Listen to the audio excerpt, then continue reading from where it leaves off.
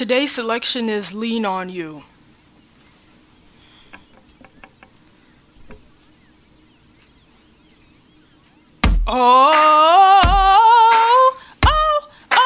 Yeah, let me lean on you.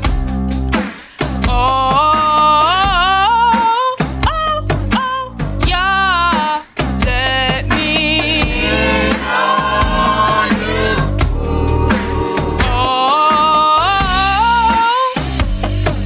Yeah, let me lean on you. You know my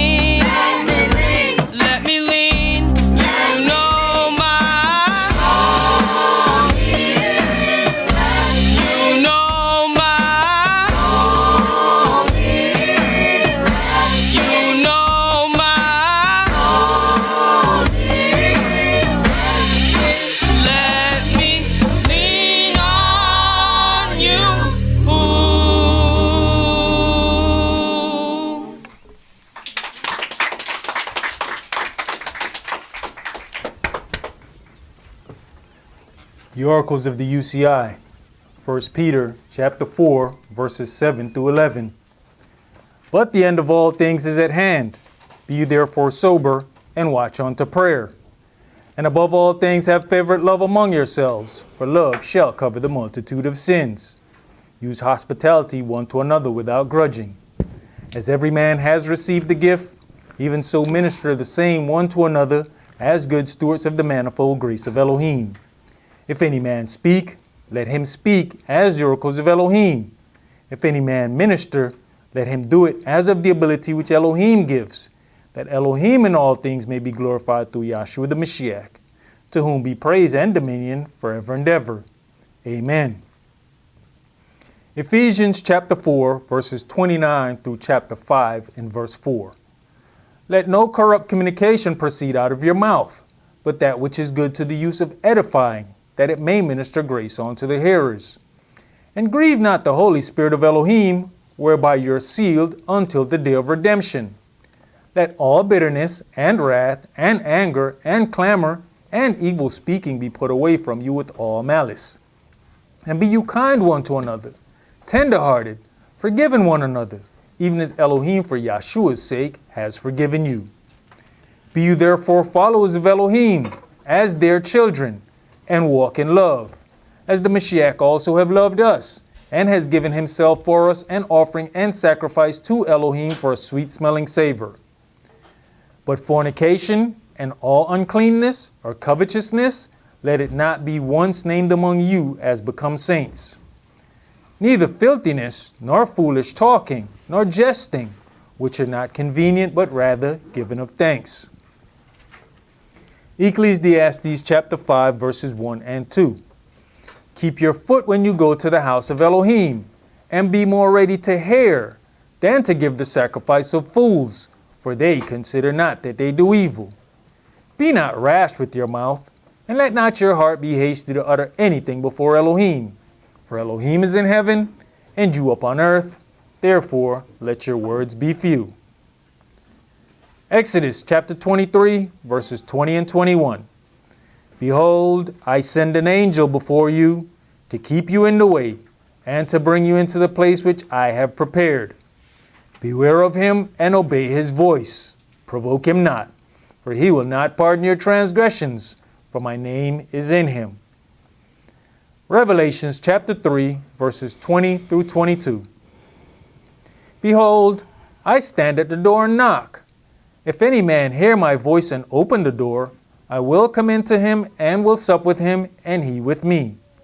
To him that overcomes will I grant to sit with me in my throne, even as I have also overcame and am sat down with my Father in his throne. He that has an ear, let him hear what the Spirit says unto the churches. All right, Shabbat Shalom. Shabbat Shalom. Which is peace on Yahweh's holy Sabbath day. Welcome to another holy convocation that Yahweh has enjoined unto us here in Stone Mountain, Georgia. One of those things in the oracles, I stand and knock. It is then up to us to see whether or not we're going to open up unto Yahweh and Yahshua and allow them into our heart, into our mind, and then he will come in and sup one with another and reason with us out of his book, that he may be able to adjust our walk according to what is written. But we have to open the door.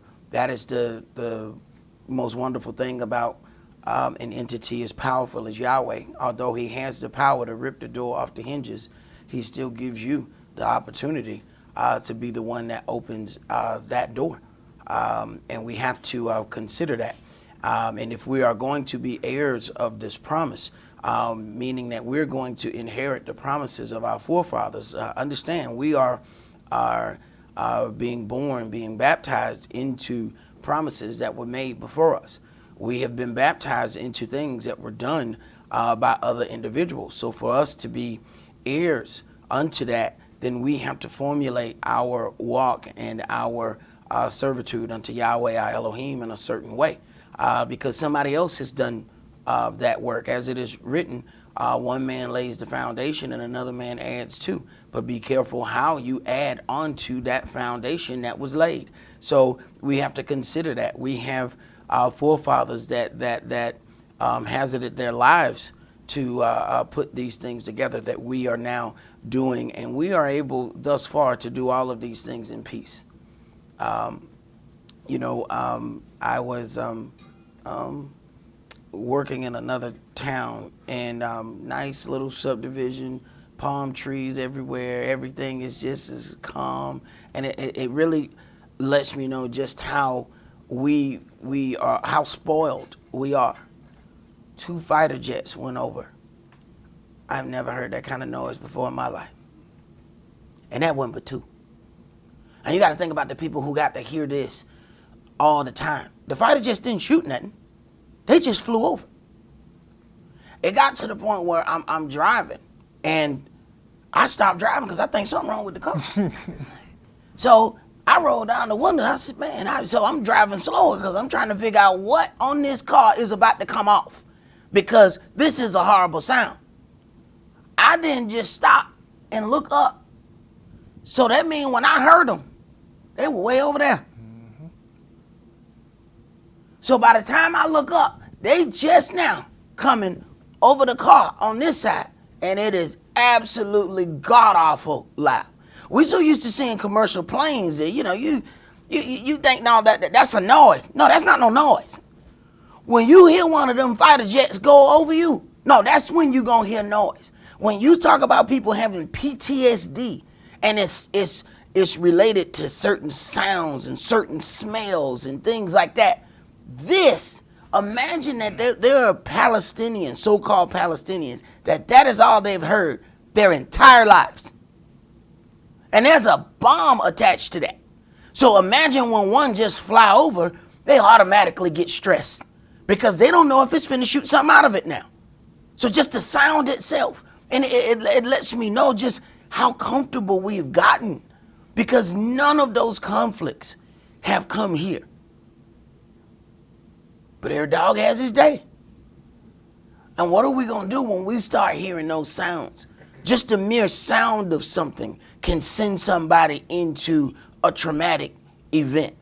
And I grew up around the airport. Matter of fact, they moved us because the stuff from the jet fuel was giving people in my neighborhood cancer. They bought out all of the houses and didn't tell us that that's what they were doing. So I'm used to hearing planes real low over out. It would shake the whole house. Now, that wasn't what this was. This wasn't no regular plane sound right here. And to just imagine those dropping bombs and shooting all at the same time is something that we even when we read this book, we read it from the peaceful point of our own homes. We read it from an air-conditioned living room, from an air-conditioned sanctuary. And somebody had to spill their blood for us to be able to read this. And we are then laboring to become heirs of a promise that was made with us. So we have to consider that you are standing in line to become an heir to something, that you want to receive the inheritance of something that you didn't work for, that you did not labor for. So we have to be careful how we do that. Because the blood, sweat, and tears of all of that wasn't done by us. And there are definitely people that are sweating more, that are shedding more blood, and that are wasting more tears than what we are. Let's begin today's sermon in Numbers chapter 5. If we are indeed going to be heirs of these promises, then we have to start that from the beginning and work our way on down. Remember, Yahweh our Elohim says that he is a jealous Elohim, and he has orchestrated his law to keep us away from that point of jealousy and activating his jealousy. He is orchestrated it so that if we follow those things, that we won't end up being in a bad place with our Elohim. Numbers chapter 5, and we're going to read verses 11 through 31.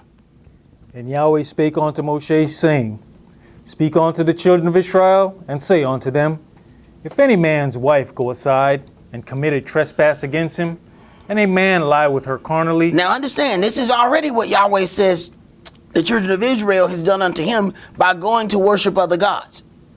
But he has given us a law so that we will understand naturally the things that we do to him spiritually. Go ahead.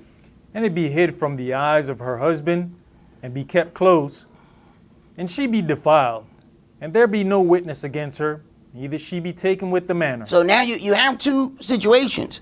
There is no witness against her, neither she be taken with the manner. So there's a question in his mind, but it's something that he cannot prove.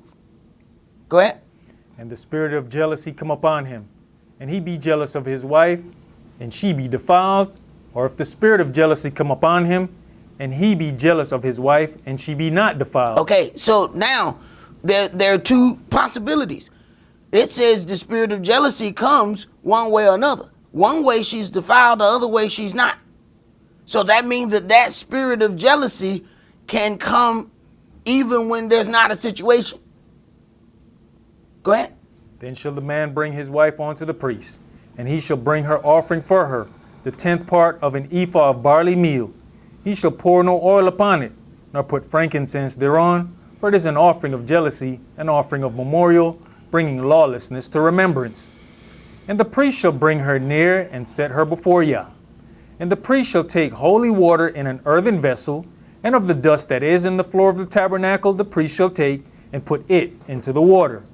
And the priest shall set the woman before Yah, and uncover the woman's head, and put the offering of memorial in her hands, which is the jealousy offering. And the priest shall have in his hand the bitter water that causes the curse. Right. And the priest shall set the woman before Yahweh and uncover the woman's head. The woman's hair is given to her for her glory. That glory belongs to her husband. But when it comes down to certain things, this gives the priest leeway to deal with those situations. But that's her husband's glory, her hair. But when it comes down to that business, uncover that. We finna deal with this. Go ahead. Even in this situation, her going before the priest is something that he also put forth and caused. Exactly. But see, this is where we will do, though. We will put forth some things, but then try to limit the individuals who we are doing that with. See, we kind of funny. I remember encountering a brother that wanted to baptize his wife himself. He didn't want nobody else to touch her. He wanted to put her in the water himself. Hey, good luck with that, brother. Go ahead. Verse 19. And the priest shall charge her by an oath, and say unto the woman, If no man have lain with you, and if you have not gone aside to uncleanness with another instead of your husband, be you free from this bitter water that causes the curse. But if you have gone aside to another instead of your husband, and if you be defiled, and some man have lain with you beside your husband, then the priest shall charge the woman with an oath of cursing, and the priest shall say unto the woman, Yahweh make you a curse and an oath among your people, when Yahweh does make your thigh to rot and your belly to swell.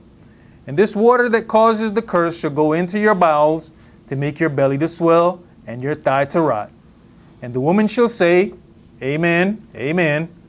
And the priest shall write these curses in a book, and he shall blot them out with the bitter water. And he shall cause the woman to drink the bitter water that causes the curse. And the water that causes the curse shall enter into her and become bitter. Then the priest shall take the jealousy offering out of the woman's hand, and shall wave the offering before Yah, and offer it upon the altar. And the priest shall take an handful of the offering, even the memorial thereof, and burn it upon the altar, and afterward shall cause the woman to drink the water. And when he has made her to drink the water, then it shall come to pass, that if she be defiled, and have done trespass against her husband, that the water that causes the curse shall enter into her, and become bitter, and her belly shall swell, and her thigh shall rot, and the woman shall be a curse among her people. Now, this is the part that most people pay attention to. But then there's a whole nother aspect in that. Most of the times when you're dealing with the curse, it's going to take the longest area to explain. The other part is normally the shortest part, because it don't take that long to explain this part. But what happens is people normally leave this portion here off when they're dealing with this. Go ahead. And if the woman be not defiled. And if the woman be not defiled, that means that she has gone through a situation of a trial. She has gone through being brought forth and had all of these things happen, but she's not defiled.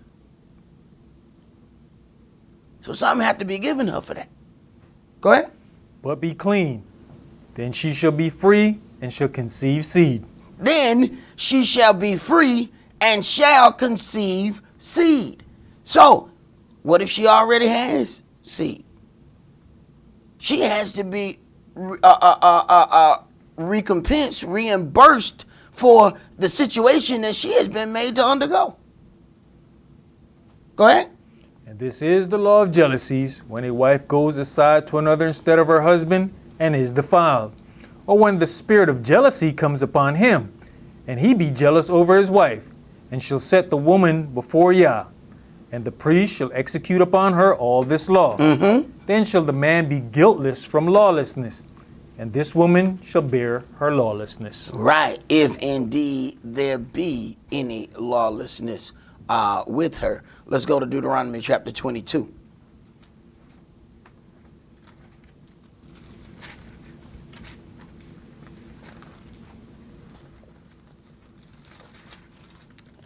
One of the points that my brother Eliel made the other night was about when people are trying to tell you, to live your life to the fullest, that you have one life to live. And it was a wonderful point, because there is that whole second death that they don't deal with at all.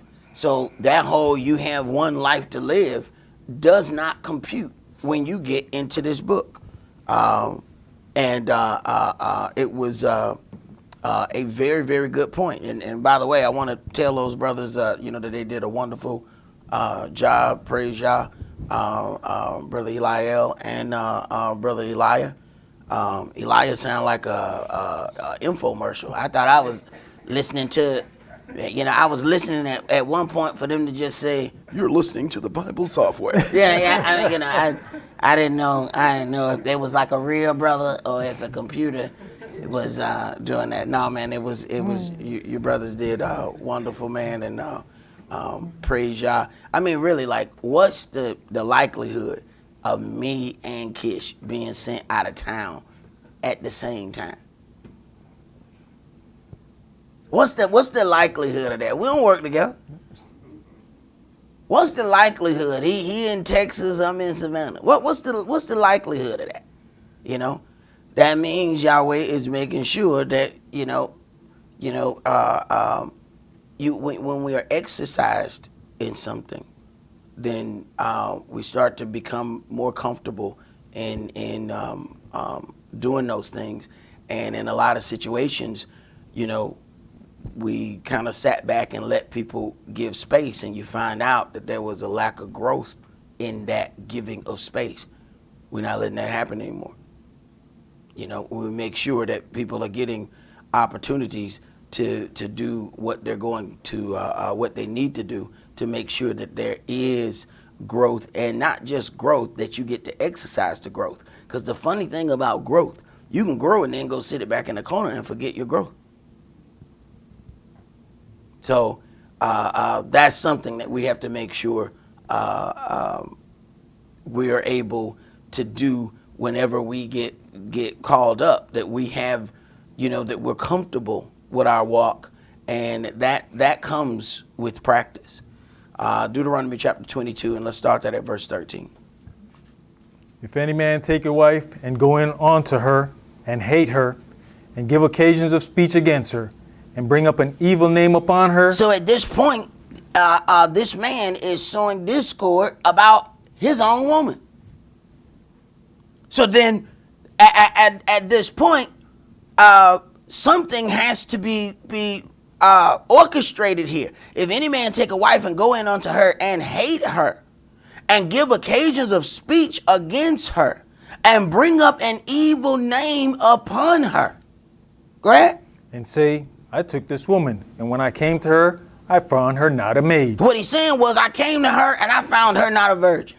I found her not pure when I got there. This is a very strong accusation in during these times. See? A very strong accusation. This is the kind of accusation that can get somebody killed. This is why Joseph told Miriam, or intended to put her away privately.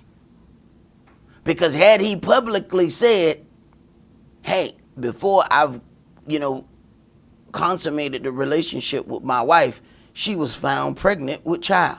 If he told anybody that, she was getting stoned. So even though this brother is at a point of being hurt, he kept that hurt to himself. We get hurt, we call everybody in town. Hey, how you doing? I tried to call you, but the line was busy. Look, I feel some kind of way. I don't like the way, she's looking strange. She doing something. Okay, you busy? All right, I call Eliel. Hey, Eliel, how you doing, brother? Look, man, what you doing? Okay, never mind. Don't worry about what you're doing. Look, this is the way I feel. Wait a minute. So now, this thing is going all around town about occasions of speech against this woman. Joseph didn't do that. Joseph meditated on that. He didn't go around talking to everybody about what he was disgruntled about. What happened you do that, man, and they up and kill that woman, and then you find out later that it wasn't what that was? We don't consider that when we're talking. We're just talking, because that talk is about us. That talk is about making us feel better at the moment. You can't tell me yourself didn't feel bad. He's put all this into being engaged to this woman, and then the disappointment to find out you pregnant. What? Can you imagine what? And Yahweh left that feeling on him now for a second, because he had to meditate on that. Then here it comes. Hey, don't be afraid to take her to your wife, for what is happening unto her is by the Spirit. But imagine that little bitty questionable window that he had to sit in. Go ahead, bro. Verse 15. Then shall the father of the damsel and her mother take and bring forth the tokens of the damsel's virginity unto the elders of the city in the gate. And the damsel's father shall say unto the elders, I gave my daughter unto this man to wife, and he hates her. And lo, he has given occasions of speech against her, saying, I found not your daughter a maid. Now, understand that the power of this woman's virginity, this young girl's virginity, is then laid on the father. See, there's a lot of situations where, you have to fight with the mother about this and that. When this comes up, they lay that on the daddy's shoulder. So people will look at, that man too strict, that man too... It's that man that they're going to call into question. So that's the thing that people don't want to deal with. They're not going to call mama into question. Mama not getting called into question. Men need to hear that. No, it's him they're going to call into question. So if you worry about what people say, oh, why are you doing this? Why are you doing that? It ain't you they're going to call into question. It's me. Go ahead. And yet these are the tokens of my daughter's virginity. And they shall spread the cloth before the elders of the city. And the elders of that city shall take that man and chastise him. And they shall immerse him in 100 shekels of silver, and give them unto the father of the damsel, because he has brought up an evil name upon a virgin of Israel. And she shall be his wife. He may not put her away all his days. Now, consider the situation he has now put himself in. He may not put her away all his days, because he brought an evil report upon her that was not true. And you also then see restitution. They shall immerse him in 100 shekels of silver and give them unto the father of the damsel, because he has brought up an evil name upon a virgin of Israel. That then stained the man. So you can't just say whatever you want to say, you know, because the land of Babylon says you have freedom of speech. Well, if that speech causes some issues, you're going to have to deal with the issues that it caused. Go ahead. But if this thing be true, and the tokens of virginity be not found for the damsel, then they shall bring out the damsel to the door of her father's house, and the men of her city shall stone her with stones that she die. Okay, pause for a second. Then they shall bring out the damsel to the door of her father's house, and the men of her city shall stone her with stones that she die. Why? Because they did not find the tokens of her virginity. All right. Question. If Yosef brought the question, what would have happened to Miriam? Understand what she did not have. She did not have tokens of virginity. She was still a virgin. Now, hold on, no, I need y'all to rattle with that now for a second. She does not have the situations to exonerate her. An innocent woman gets killed that day. And all within the law. Going directly by the law, she gets killed.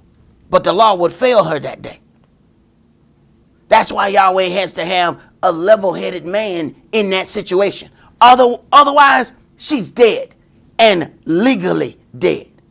Not spiritually right, though, but legal. Now, that's interesting. Go ahead, brother. You know, you're talking about the weight placed on the father. It also goes to show you that in this time, fathers and daughters have to have a different relationship. You just can't be having your secrets with your mama, because when your life is on the line, I better know what you have had done. Right. Some of that stuff you find out too late. What happened? When? Boy, go get my shotgun. I name each one of my guns after my daughter. Go get me, Gabriella. Not the little girl, the gun. Go ahead. Because she has wrought folly in Israel, to play the whore in her father's house. So shall you put evil away from among you. If a man be found lying with a woman married to an husband, then they shall both of them die, both the man that lay with the woman and the woman. So shall you put evil from Israel. And that's how you put evil away, because both of them die. See, that little false trial that they had during Yahshua's time, where they only brought the woman, it was a fake trial. And that's what you find a lot of times, that people are quick to bring the woman and throw her in the judgment, but you don't find the man. I've had several situations where the same individual has brought people to come before the congregation. When it was their turn, they ain't show up. There's something wrong with that. Go ahead. You know, verse 22, it's funny, we were discussing this on the trip back yesterday. I was listening to a song called Through the Window. The guy's basically in the man's house. He comes home, and the woman's telling him to go through the window. And I was explaining to them, I see, this is a lack of culture, where stuff like this seems to be great to sing about and to brag and boast about. But I'm like, hey, according to Scripture, no, all that stuff don't fly. But this is Western mentality, because we know over there in the Middle East, people don't play these games. I had a brother bragging to me one time about him being with somebody else's wife. And when I got done, I know one thing: he will never have that conversation with me again. So you have to ask yourself, why people so comfortable to have certain conversations with you? Why they feel comfortable to tell you about their indiscretions? Because they believe that you do those same kind of indiscretions too. So because he thought that was cool to talk to me about being with a married woman, he thought, for surely I must engage in such activity as well. But after that conversation, he'll never mention that to me again. Oh, I made sure of that. Go ahead, bro. Deuteronomy chapter 22 and verse 23. If a damsel that is a virgin be betrothed unto a husband, and a man find her in the city, and lie with her, then you shall bring them both out unto the gate of that city, and you shall stone them with stones that they die. The damsel, because she cried not, being in the city, and the man, because he has humbled his neighbor's wife. So shall you put away evil from among you. Mm-hmm. But if a man find a betrothed damsel in the field, and the man force her and lie with her, then the man only that lay with her shall die. Uh-huh. But unto the damsel you shall do nothing. There is in the damsel no sin worthy of death. For as when a man rise against his neighbor and slays him, even so is this matter. Now, understand why she is then given this amount of protection, because being in the field, even if she screamed, no one would be able to hear her. It gives her that benefit of the doubt. But what if the woman go to his hotel room 3 o'clock in the morning? And then she said, something happened and I screamed, but then nobody hit me. Well, we got a problem. See, we know why you might have been in the field by yourself. Now, for the life of us, we can't figure out why in the hell you was in the hotel room 3 a.m. We still trying to figure out what cause of business you had in the hotel. Go ahead, bro. For he found her in the field, and the betrothed damsel cried, and there was none to save her. If a man find a damsel that is a virgin, which is not betrothed, and lay hold on her, and lie with her, and they be found, then the man that lay with her shall give unto the damsel's father 50 shekels of silver, and she shall be his wife. Right. See, we into that thing where, love, that's one of those things where they said love don't cost a thing. The hell it don't. Love don't cost nothing. No, hell it ain't. Love ain't free. You paying one way or another. You can pay now, you can pay later. You get on the love payment plan. But I tell you what, it gonna cost you. You can't just show up to somebody's door and tell them, man, I tell you what, I love your daughter. Congratulations. Where you go? You got some sheep? Got some cattle? How you plan on taking care of her? You love supposed to take care of y'all? Does love pay the rent? Man, get on out of here before I shoot you, boy. That would end real quick. What you gonna do? How she supposed to eat? And you taking resources out of my house. This woman does useful and wonderful things in this house. And I'm just supposed to let her go because you said your eye twinkled and you got a certain tingle when you looked at her? I tingleth. Well, congratulations. Tingle somewhere else. Go ahead, bro. The end of verse 28 here, and it says, and they be found. That's also a rough situation, because if they be not found, we know it's a shameful situation for the young lady, but you still need to come and speak up. Because when it comes down to that situation where you get with somebody else, and the man now brings up this report. Yeah. It could be quite a situation, See, we have this thing of when we want to come clean. We normally come clean after we realize we're dirty. But that's a situation that need to be told before, because this could now be into that man. Now it's some uncleanness because you didn't discuss these things with me beforehand. You led me to believe one thing, and then things turn out to be something else. I mean, hey, we get upset. They make people pay for false advertisement. They tell you, you was gonna get this room in Disney for $200, and you get there and they say, oh, that was a typo. We meant 2,000. What? Now bring Mickey out here. Somebody gonna have to talk to this here. I want to see Mickey. I want to see everybody. I want to see Minnie. Everybody come out here. I got my whole family down here, man. You talking about I can't go in? That was false advertisement. Oh, that was just to get you down here. Everybody get upset with that. So the least amount of information that is displayed beforehand causes a big situation on the back end.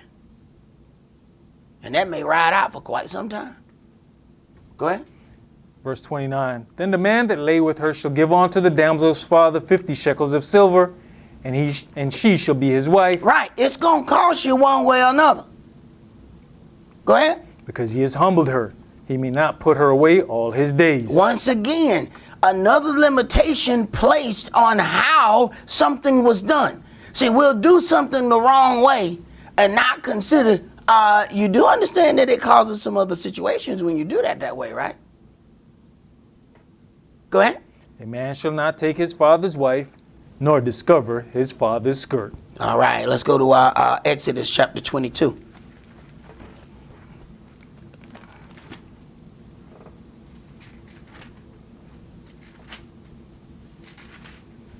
What you got in that cup she gave you there, bro? Coffee. Yeah, you need some coffee, bro. Yeah. He working on less hours. What time you got in? 4:30. 4:30 this morning? Yes, sir. Wow. Well, you can't fall asleep and read. I don't know. That's gonna be a problem, bro. If I start hearing some sleepy words over there, we're gonna have some problems, man. I don't know how that's gonna work. I ain't never really seen nobody sleep read. Hopefully we gonna make it through, bro. Exodus chapter 22, and let's read verses 16 and 17. And if a man entice a maid that is not betrothed, and lie with her, he shall surely endow her to be his wife. If her father utterly refuse to give her unto him. Now, once again, here being laid on the father. Yes, some situations have happened, but now it is still the father's decision on how that thing is going to go forth. This is something that people don't consider. We've gotten so accustomed to the single parent household. Man, y'all ain't having none of that. That's the part that people don't even see about what the multiple marriage situation is. No, some man got to be in a situation because that's got to lay on somebody's shoulders. Somebody gonna have to deal with that. Yahweh not finna have all of these situations where there's just a woman taking on all of these things. No, she would be put in somebody's house, and somebody gonna have to take responsibility for her and all those children. See, brothers just like to see the her. They don't like to see the children. No, you have to deal with that too. Matter of fact, that's the reason why he gave it to you. Go ahead. If her father utterly refuse to give her unto him, he shall pay money according to the dowry of virgins. Go ahead and read the definition right there for entice. From H6601 out of Strong's, patha, a primitive root, to open, that is, be causatively, make roomy, usually figuratively in a mental or moral sense. To be causatively, make simple or in a sinister way, delude, allure, deceive, enlarge, entice, flatter. Y'all know we say some flattering words when we no. We ain't gonna. We just gonna sit and talk. Go ahead. Persuade. But people are the most persuasive in the beginning of a relationship. You ain't got. No, you ain't got. Go ahead. Silly one. Right. Consider that as we go through these things of entice. See, before we get to the heirs of promise, we have to first figure out how we became heirs. Let's go to 2 Samuel chapter 13. Because see, we know it is written whereby they have the adoption whereby we cry, Abba, Father. So other nations have the opportunity to come into the promise that was given unto Israel. But it matters how you come into that promise.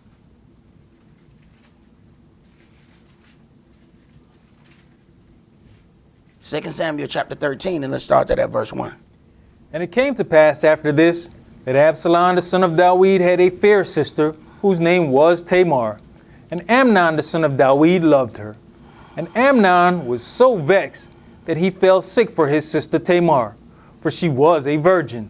And Amnon thought it hard for him to do anything to her. But Amnon had a friend. Stop. He thought it hard to do something to her. So there's a limitation. He's already got a sick, twisted desire for his sister. All right? Now, that should have stopped right there. There's a limitation that's inside of him that is stopping him from going forward. But what then overrides his self switch? A friend. Read. But Amnon had a friend whose name was Jonadab, the son of Shemaiah, David's brother. And Jonadab was a very subtle man. So he got a slick friend. And now the slick friend helps convince him into doing some slickery. He's got a switch in him that is telling him not to proceed. But his slick friend is convincing him how to keep going forward. Go ahead. And, you know, it's not even just a slick friend. When you look at it, that's his cousin. Yeah. And is there some issues? Because this is the brother of David. Mm-hmm. So the brother didn't attain unto the power that David did. So did he then pass off some indignation to his child? Then that child is now bringing that indignation to David's child. See, people talk, and they in their houses, and kids ain't stupid. They pick that stuff up. You can look at folk and tell they've been talking around the kid. Because the kid ain't got sense enough to hold that in. Go ahead. And he said unto him, Why are you, being the king's son, lean from day to day? Will you not tell me? And Amnon said unto him, I love Tamar, my brother Absalom's sister. And Jonadab said unto him, Lay you down on your bed. Let me show you some slickness. Go ahead. And make yourself sick. And when your father comes to see you, say unto him, I pray you, let my sister Tamar come, and give me meat, and dress the meat in my sight, that I might see it, and eat it at her hand. So Amnon lay down and made himself sick. Right. Pretend to be sick. Make yourself sick. You know, like you do when you call in to work. You know, you practice the cough, you had a pre-cough. So you want your cough to be at the right, you know what I'm saying? It need to be at the right level. You know, you're trying to figure out, should it be a deep cough? You're trying to figure out which level of cough you should present when you call in. Yeah. Practice your sick. Here. See, this is the danger of having snake-like friends. He wasn't even considering that. His switch was already on. But listening to the wrong people, you're going to flip your switch off. Go ahead. And when the king was come to see him, Amnon said unto the king, I pray you, let Tamar my sister come, and make a couple of cakes in my sight, that I may eat at her hand. Then David sent home to Tamar, saying, Go now to your brother Amnon's house, and dress him meat. So Tamar went to her brother Amnon's house, and he was laid down, and she took flour, and kneaded it, and made cakes in his sight, and did bake the cakes. And she took a pan, and poured them out before him, but he refused to eat. And Amnon said, Have out all men from me. And they went out every man from him. And Amnon said unto Tamar, Bring the meat into the chamber, that I might eat of your hand. Now, understand something. Now, we just talked about entice. We just talked about all of these things. Look at how the enticement is going here. It's real slickery to get her into a place that she shouldn't be in. Now, come into the bedroom and bring it to, because you know I'm sick. Go ahead. You know, I'm even looking at this factor of how we've gotten things confused. They keep saying meat, but we see they're referring to cakes and flowers, and what we call meat now is flesh. Right. And Tamar took the cakes, which she had made, and brought them into the chamber to Amnon, her brother. Right. Now, see, this is where a woman, especially these young girls who are about to go to school, you need to start paying attention to all of these things. See, there's so many things where some sister get a drink and one of them brothers done put either one of them tracking things in the purse, then done gave her that drink. Even if she get out, they still watching her move because they know she about to pass out in a minute. And not to say that one night won't be a bad situation. You have to look at your just how bad that could be. That one situation, hey, it might be bad. But if you actually run up on some dudes and those guys actually have one of them sex trafficking rings, that would be the rest of your life. By the time you wake up, you overseas. That really got into my head looking at them ships go right out from Savannah.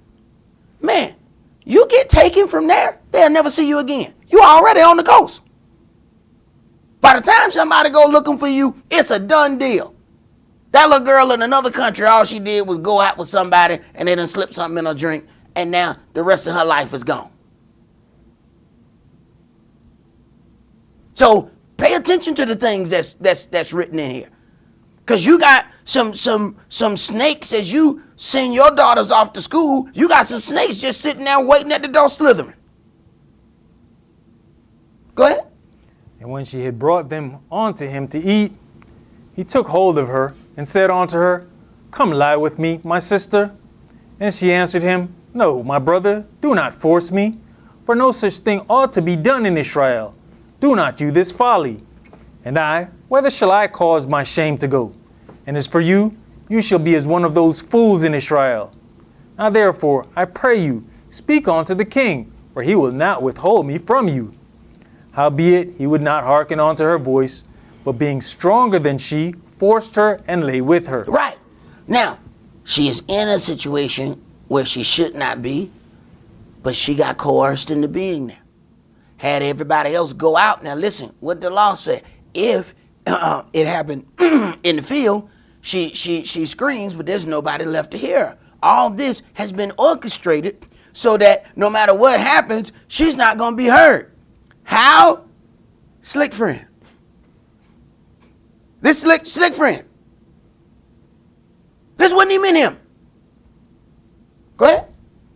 Then Amnon hated her exceedingly. Now, he had all this love for her, all this desire for her. Now, he hates her more than the love that he had for her. It said, if any man get a woman and then find some uncleanness in her and hates her. What uncleanness is in her? All the uncleanness laying with him. But he hate her though. Go ahead. So that he hated her, so that the hatred wherewith he hated her was greater than the love wherewith he had loved her. And Amnon said unto her, Arise, be gone. Now, you know, everything else is wee poo poo in the beginning. See? Once the seed is spilled, arise, be gone. Well, damn, what happened to all the French words you were saying before? Yeah, them French words turned to Spanish when he was done. You see that? Right. How quick? Go ahead. And she said unto him, There's no cause. This evil in sending me away is greater than the other that you did unto me. But he would not hearken unto her. Right. He wouldn't listen when she tried to talk him out of it. Then, even once the deed is done, he won't listen to her then. You know why? Because he holds the advice of the slithery friend higher than anybody else's counsel. Go ahead. Then he called his servant that ministered unto him and said, Put now this woman out from me, and bolt the door after her. And she had a garment of diverse colors upon her, for with such robes were the king's daughters that were virgins apparelled. Now, consider that. The virgin daughters wear certain clothing. So you can look and see their social status. The same way it is with the priest. You can look at the clothing and the head covering and tell the level that priest is. Go ahead. Then his servant brought her out and bolted the door after her. And Tamar put ashes on her head, and rent her garment of divers colors that was on her, and laid her hand on her head, and went on crying. And Absalom her brother said unto her, Has Amnon your brother been with you? But hold now your peace, my sister. He is your brother. Regard not this thing. So Tamar remained desolate in her brother Absalom's house. Right. See, automatically he felt something. See, now this is the other brother. See, something done happened. Go ahead. But when King David heard of all these things, he was very angry. And Absalom spake unto his brother Amnon neither good nor bad. For Absalom hated Amnon, because he had forced his sister Tamar. And it came to pass after 2 full years. After 2 full years. So what's happening? That hatred just swirling. It's swirling. And it hadn't been dealt with. Yeah, it says David was angry. See, this is that part where we as men, because especially it's something within our house, where we get angry. Here's the problem. What did David do?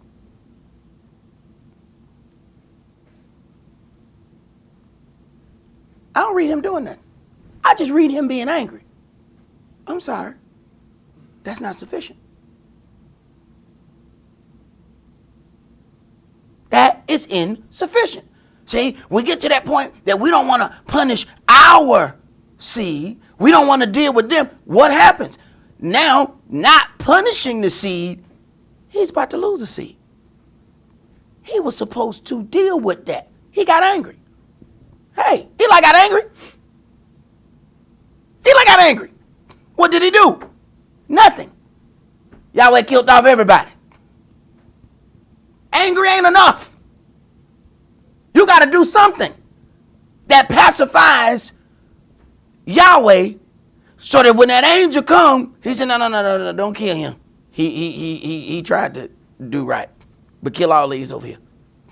Otherwise, he killing everybody. Go ahead. That Absalom had sheep shearers in Baal Hazor, which is beside Ephraim. And Absalom invited all the king's sons. And Absalom came to the king and said, Behold now, your servant has sheep shearers. Let the king, I beseech you, and his servants go with your servant. And the king said to Absalom, No, my son, let us not all now go, lest we be chargeable unto you. And he pressed him, howbeit he would not go, but blessed him.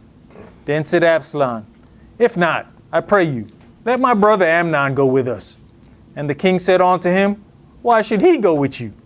But Absalom pressed him, that he let Amnon and all the king's sons go with him. Now Absalom had commanded his servants, saying, Mark you now, when Amnon's heart is merry with wine, and when I say unto you, Smite Amnon, then kill him. Fear not. Have not I commanded you? Be courageous and be valiant. All right. So now we have a situation because of how some things were being dealt with. We now have one situation that has defiled a woman, but now the hatred that is now created inside of her brother then causes him to commit murder because of what has happened unto his sister. I mean, you have to consider if you got to walk around and keep looking at the person that raped your sister every day. See, we funny. We want to execute judgment for everybody else lightly. But when it happened in our house, we totally different. We want to swiftly deal with this. 2 years, he's having to sit there and watch. And his sister is miserable for about what happened to her. But David ain't did nothing to that boy. He just got angry. But the boy's still doing everything. He's still going on about his life. While he has done something to this young sister. Her coat, her clothing of many colors is gone. You think other people ain't noticing that?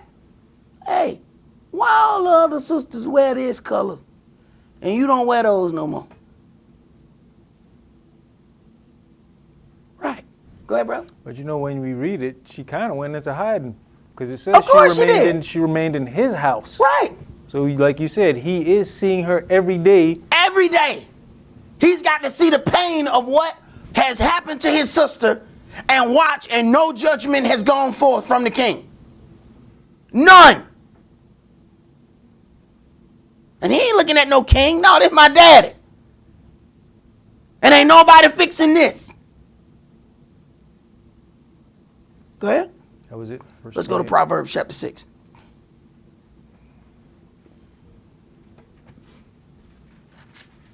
See, that's that point where you try and give people leeway to change, and it's only making some hatred grow in other people because they're looking at, why are you not dealing with this individual for the things that they've done?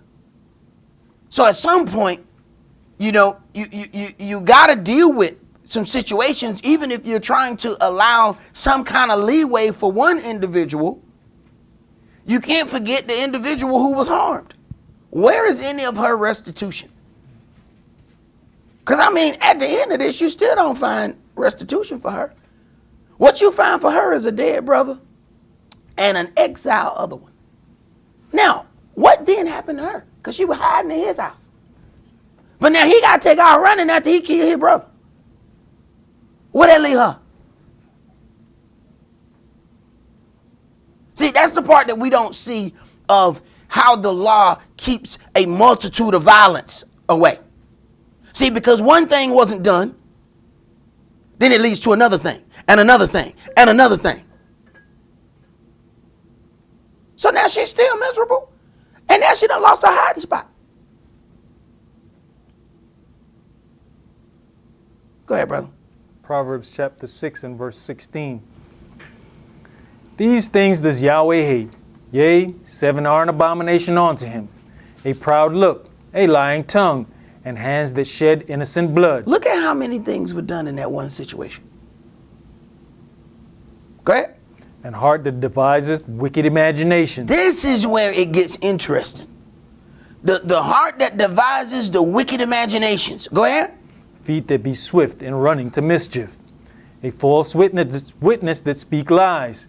And he that sows discord among brethren. Right. So if you are passing or ends up in a situation where these things are being said about a woman, but those things are not true, that may be coming from a wicked imagination, but then it is sowing discord, saying that among other people. Go ahead. My son, keep your father's commandment, and forsake not the law of your mother. Bind them continually upon your heart, and tie them about your neck. When you goeth, it shall lead you. When you sleepeth, it shall be with it shall keep you, and when you awaketh, it shall talk with you.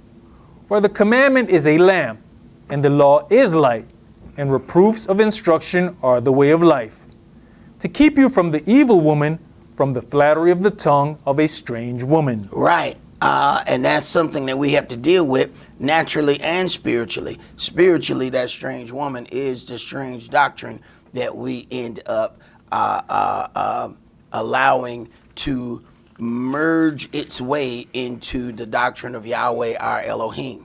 And then after a while, we begin to lose the ability to tell the difference between the chaste virgin of Yahweh's word and the strange woman that we have allowed to intermingle into that doctrine. Now we don't know which doctrine belongs to which walk. Let's go to 1 Kings chapter 22, and we're going to read verses 19 through 23. 1 Kings chapter 22, and let's read 19 through 23. Verse 19.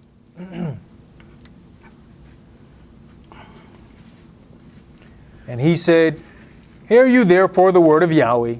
I saw Yahweh sitting on his throne, and all the hosts of heaven standing by him on his right hand and on his left. And Yahweh said, Who shall persuade Ahab that he may go up and fall at Ramoth Gilead? And one said on this manner, and another said on that manner. And there came forth a spirit, and stood before Yah, and said, I'll persuade him. And Yahweh said unto him, Wherewith? And he said, I'll go forth, and I'll be a lying spirit in the mouth of all his prophets. And he said, You shall persuade him, and prevail also. Go forth and do so. Now therefore, behold, Yahweh has put a lying spirit in the mouth of all these your prophets, and Yahweh has spoken evil concerning you. So now Yahweh has put a lying spirit. So we know that this lying spirit, we always talk about or hear things said about the spirit. But understand that there are many spirits. So you then have this situation of a lying spirit, which does some things. So if someone is then entertaining a lying spirit, it then becomes virtually impossible for them to even tell the truth. No matter how you try to open up to them or deal with them, if they are entertaining that lying spirit, it's going to push them to lie every time they open their mouth. Let's go to 2 Thessalonians chapter 2.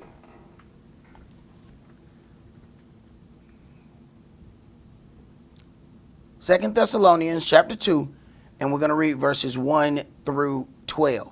So it's one thing for somebody to have a wicked imagination. We understand that somebody may be weak and they have wicked imaginations, believing some things have happened and all of those things. It's something altogether different when the person who has the wicked imagination then sows discord and coerces other people, and now they have the same wicked imagination, but it wasn't given unto them. They were not entertaining the lying spirit. They entertained the lying spirit through the individual with the wicked imagination.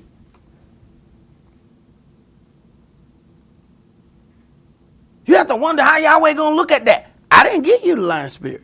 I didn't give you wicked imagination. So why are you here? I know what I gave him. I know y'all hang out together though. But how you get here? Because I didn't get that to you. You have to wonder how Yahweh gonna deal with that. That individual might have the harshest punishment, because this wasn't even given unto you. You took that on yourself. Like how intelligent people allow somebody else's wicked imagination to infect their walk. It's quite interesting. Go ahead, brother. 2 Thessalonians chapter 2 and verse 1. Now we beseech you, brethren, by the coming of our Adonai Yahshua the Mashiach, and by our gathering together unto him, that you be not soon shaken in mind, or be troubled, neither by spirit, nor by word, nor by letter, as from us, as that the day of the Mashiach is at hand. Right. Trouble, nor by spirit. See, all it takes is to be in a situation and entertain a certain spirit. And now you're moving right along with that spirit. But that may not be the spirit that was given unto you. That was given to somebody else. Imagine, man, out of all the times I had read the situation about Tamar, the part where he couldn't do it, that part missed me. Man, I've read that 30 times. That little part where it was something in him that said, no, I can't do this. But here comes the friend. Here comes the friend. You know, and this is that part that it made me think about what Brother Eliel was talking about. You got one life to live. Here come these other people saying, don't let nobody tell you what you shouldn't do and blah, blah. Here we go. Here we go. The switch is now being flipped off because somebody is now convincing you to flip the switch off. When something in you was saying, don't go near that. Go ahead. You know, it's interesting that you brought that back up because there's that thought process of what they say. People will live vicariously through you. Right. So who's to say if it's ain't something that he was desiring her for himself? Exactly. Good point, brother. Verse 3. Let no man deceive you by any means, for that the day shall not come except there come a falling away first, and that man of sin be revealed, the son of perdition, who opposes and exalts himself above all that is called Elohim, or that is worship, so that he as Elohim sits in the temple of Elohim, showing himself that he is Elohim. Remember you not that when I was yet with you, I told you these things. And now you know what withholdeth that he might be revealed in his time. For the mystery of lawlessness does already work. Only he who now lets will let until he be taken out of the way. And then shall that wicked be revealed, whom the Adonai shall consume with the spirit of his mouth. With the spirit of his mouth. See, there is a spirit that proceeds out of the mouth. Go ahead. And shall destroy with the brightness of his coming, even him whose coming is after the working of Satan with all power and signs and lying wonders, and with all deceivableness of unrighteousness in them that perish, because they receive not the love of the truth, that they might be saved.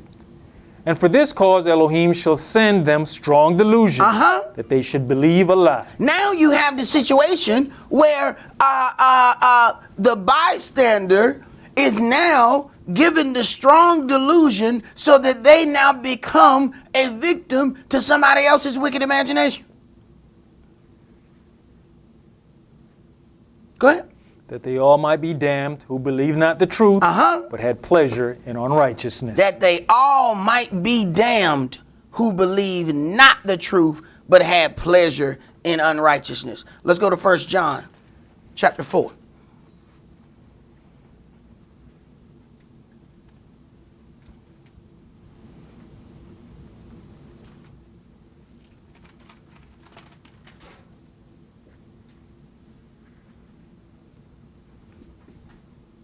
First John chapter 4 and verse 1. Beloved, believe not every spirit, but try the spirits whether they are of Elohim. Right. See, we have to make sure that we go by several things, because what will happen is when people read something in one place, they say, well, you might be taking that out of context. All right, but let's see if every last one of them taking it out of context. They used to tell us when we were growing up, birds of a feather flock together. So you hanging out with them thieves, one thing for sure. You're going to either become desensitized to stealing or you okay in stealing. You hanging with these dudes over here, we know what they into, give it a little time, you're going to be into it too. Matter of fact, you ain't got no choice but to see it because you're watching what they do when you around. Because they don't completely hide everything that they're doing. You see bits and pieces. Hey, man, what's that in that bag? Oh. But you still kept hanging around. Go ahead. Because many false prophets are gone out into the world. Hereby know you the spirit of Elohim. Every spirit that confesses that Yahshua HaMashiach is come in the flesh is of Elohim. And every spirit that confess not that Yahshua HaMashiach is come in the flesh is not of Elohim. And this is that spirit of anti-Mashiach. Wherefore you have heard that it should come, and even now already is it in the world. You are of Elohim, little children, and have overcome them, because greater is he that is in you than he that is in the world. They are of the world, therefore speak they of the world, and the world hears them. Right. This is something we have to pay attention to. They are of the world, therefore speak they of the world, and the world hears them. What we want to do is make even our word appear worldly. Go ahead. We are of Elohim. He that knows Elohim hears us. He that is not of Elohim hears not us. Hereby know we the spirit of truth and the spirit of error. Right. So then we have to consider which one of those spirits we are going to entertain, whether we are going to entertain the spirit of truth or whether we're going to entertain the spirit of error. Because as we read before, I think it was last Shabbat, where Yahshua says, you know, you are of your father, the devil, and the works of your father you will do. Whosever works you do, that is who you are consenting is your father. So that means we liberate ourselves from Yahweh and then get adopted by Lucifer. That's some deep stuff. Let's go to Zechariah chapter 8. And tell Yahweh, you ain't my daddy no more. I found me a better daddy. He give me all the stuff I asked for. And he'll never tell me I'm wrong, even when I am. I asked for something, it could get me killed, he still give it to me. He is a daddy of damnation. Right.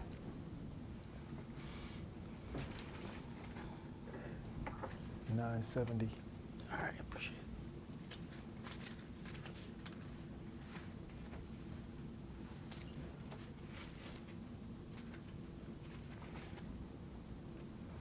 Zechariah chapter 8, and let's read verses 1 through 17. Again, the word of Yahweh of hosts came to me, saying, Thus says Yahweh of hosts, I was jealous for Zion with great jealousy, and I was jealous for her with great fury.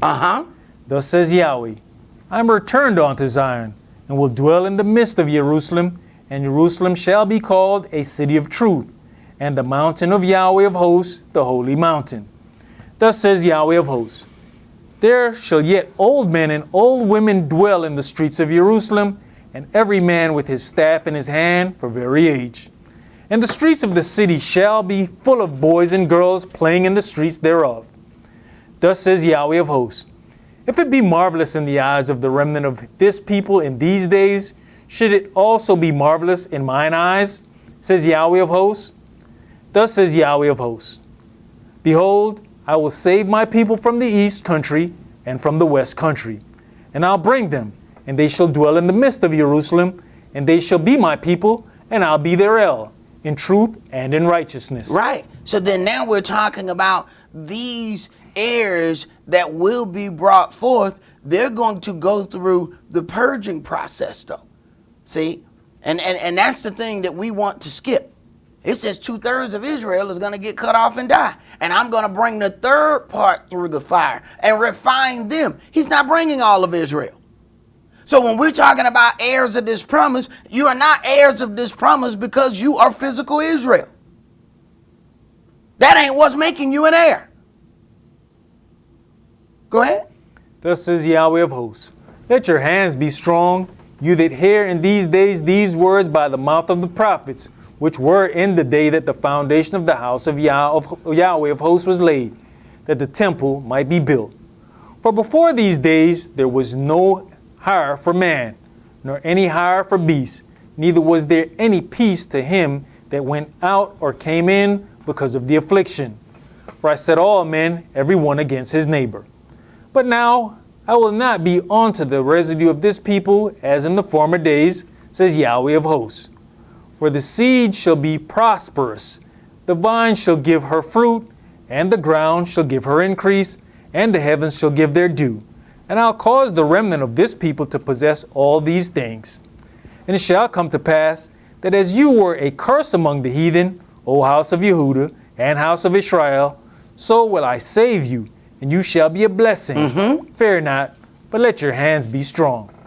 For thus says Yahweh of hosts, As I thought to punish you, when your fathers provoked me to wrath, says Yahweh of hosts, and I repented not, so again have I thought in these days to do well unto Jerusalem and to the house of Yehuda. Fear you not. These are the things that you shall do. Speak you every man the truth to his neighbor. Execute the judgment of truth and peace in your gates. You would think that would be rather easy for some people who every 7 years stand up and recite the law. that everything that they have is orchestrated by the law. It's not a situation of like what we have here in the daughter of Babylon. We have their regular law that governs how we walk in the street, and then we have our places of worship, and some of those, of course, have no law. But then we have places of worship where we have the instruction that is written in the Bible. Understand, what the children of Israel had was one law code. The same book that governed what they did on the Sabbath is the same book that governed what they did the rest of the week. So when they went to court with the same book. So the same book you carry, to Sabbath class is the same book you carry to the courthouse. And some of us can't find our Bible from one week to the next. You see my Bible? You find they got that big coffee stain sitting on top of it.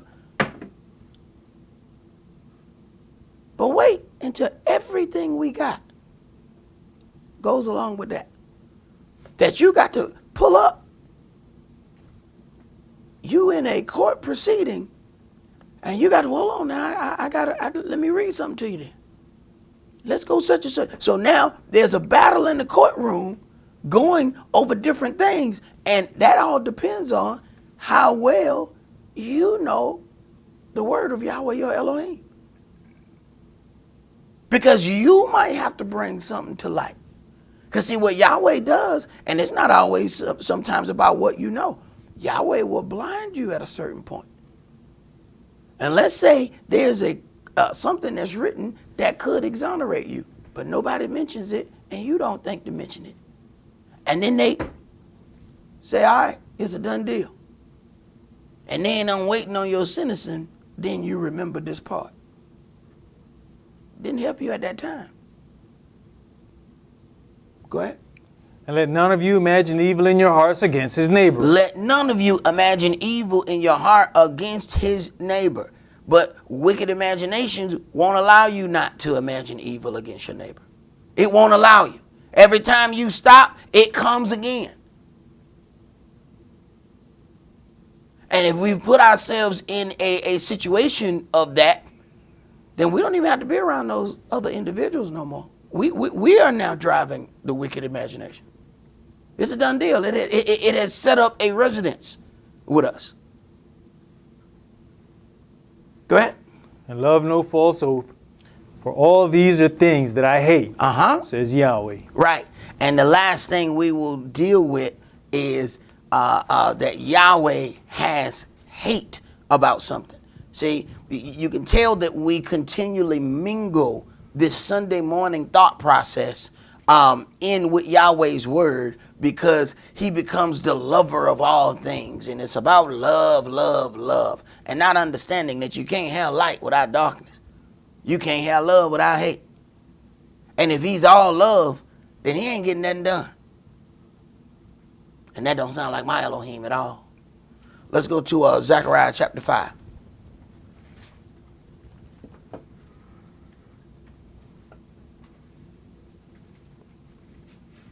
Verse 1.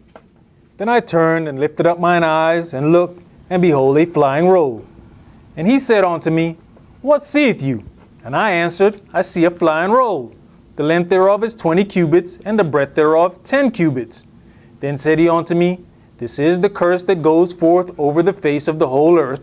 For everyone that stealeth shall be cut off as on this side according to it.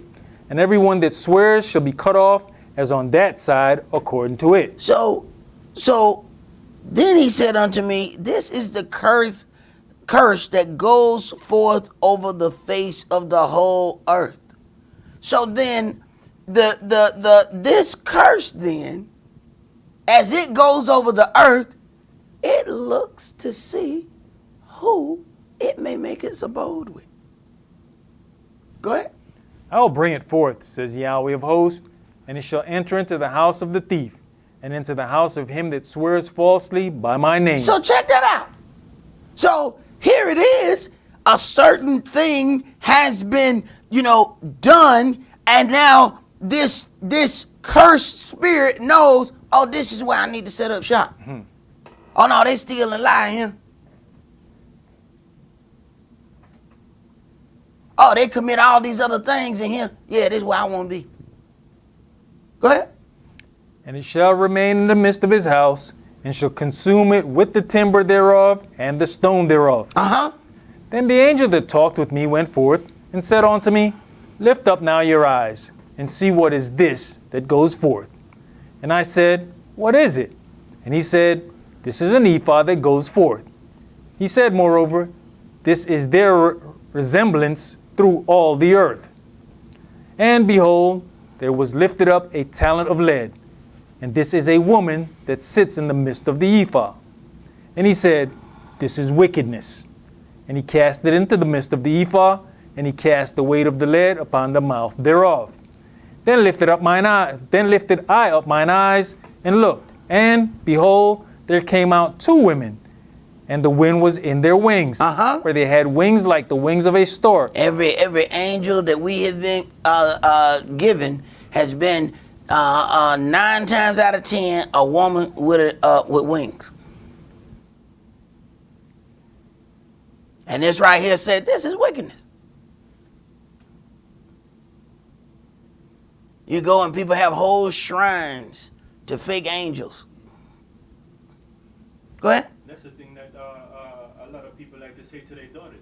Oh, my little angel. Right. No, they need to be saying it to their son. Ain't that something? Ain't that something? That deep right there, brother. Go ahead.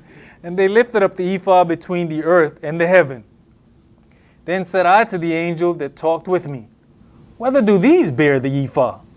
And he said unto me, To build it an house in the land of Shinar, and it shall be established and set there upon her own house, on her own base, pardon me. So consider this. Yahweh then allows the wickedness to go so it can build a place of wickedness.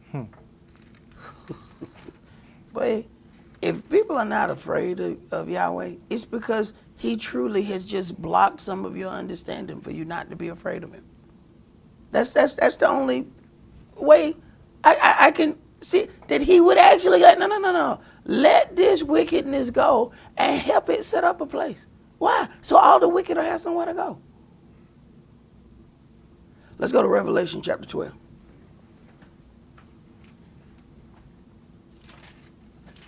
The brother said, Yahweh was so powerful that I shake exceedingly. But see, that comes from individuals whom Yahweh has allowed them to get close to him and to see his power. Moshe was extremely respectful of Yahweh. He had got close enough to Yahweh to see what kind of power Yahweh had. Oh no, I don't want to go against it right here. I don't know what this is. Yeah, he got mad and said some stuff. He was not trying to do that. He was not trying to go against Yahweh. He had gotten close enough to Yahweh that he was changing. He spent time with Yahweh, and this is the power of the spirits that we entertain. As he's entertaining the spirit of Yahweh, he's changing into a God. So that which you put yourself in the midst of eventually alters you. The question you have to ask is, how are you being altered?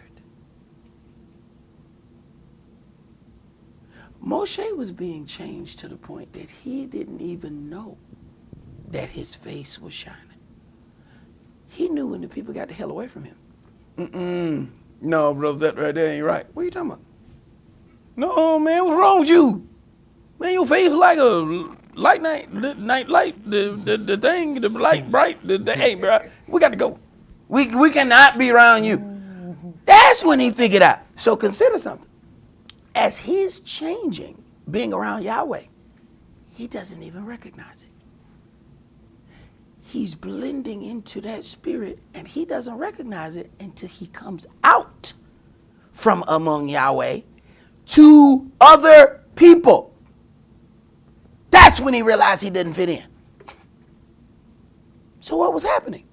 Spirit was changing over there. Didn't notice it there though. Why? Because everything was the same there. Came out from there, realized that the people are afraid of him. He come in one part of the town, they go to the other. It's like, that dude's glowing, man. That is not normal for a man to glow. But the interesting part was they had to tell him he was glowing. He wasn't able to see that he had changed. Do we trust enough the individuals that are around us when they say, hey, something's happening with you? Go ahead, bro. You know, even in that scenario, they saw Moshe gradually change. But because of the age of Yahshua when he was there, they couldn't really see that change because he was kind of brought up into it. But you see that whatever it was already established when he took over, that he didn't have any problems. It's all about how Yahweh has orchestrated something for that particular time. See, the work that we have to do in our time is the work that Yahweh has allotted, and we have to do that work. We can't back up and go do the work that was done 40 years ago. That work ain't needed. And some of these disciples and apostles, man, they would look at us and be like, man, y'all cheating. You in Atlanta and you talking to somebody in Texas? Brother, we had to get on a donkey and go to Texas to talk to somebody in Texas. You mean, Jimmy, you talking to multiple towns at one time? I mean, y'all cheating, man. They might complain. The disciples might complain to Yahweh about us. Man, why you even let Suck come up here? He ain't going no damn well. Yeah, he got a camera in Stone Mountain, and then they show him all over the world, man. That dude ain't went nowhere. We had to get up and go to all these places, Yahweh. I don't even think they should even be allowed to be in this kingdom, man. That ain't work. They got a web. What the hell is a webcam?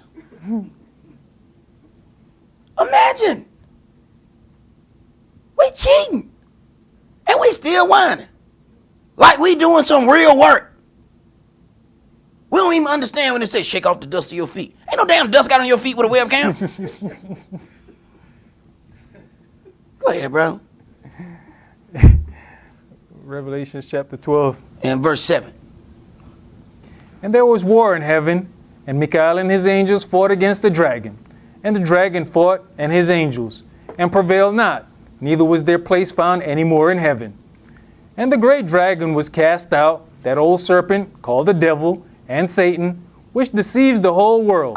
He was cast out into the earth, and his angels were cast out with him.